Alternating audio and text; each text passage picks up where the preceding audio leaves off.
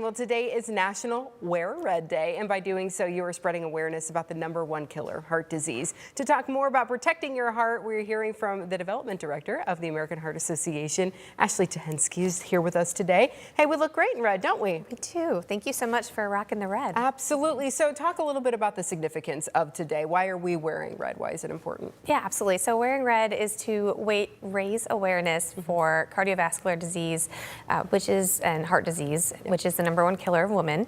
About 45% of women over the age of 20 do not realize that they have a cardiovascular issue going on right now. Wow, So that's significant. It really is. Yeah, that's almost half, really, when you think about it. And I think sometimes as women, we're like, oh, that's a guy thing. Right. It's men who have heart attacks and things like that. So we don't really think about it. But as you said, #1 killer of women too. Correct. And 38% of women are represented in the research as of 2020. So we are underrepresented when it comes to the research, and we also don't realize that we have heart or cardiovascular issues happening. Yeah, so what do we need to do to know? Yeah, absolutely. So awareness is key. Know your numbers, and definitely do not put off your doctor's appointments. Your heart and your body does change throughout your different stages of life. So pre and post pregnancy, menopause, all of those factors can contribute to your heart health. So it really is something that you should just keep an eye on.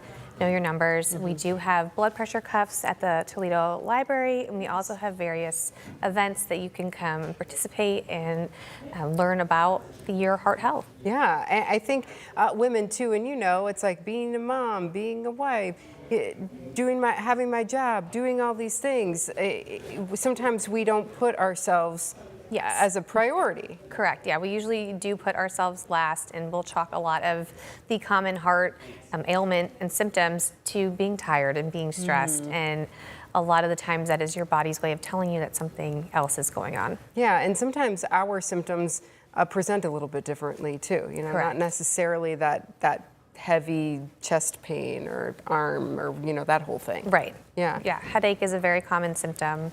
And women are going, are you kidding? That's my life. Exactly. Yeah.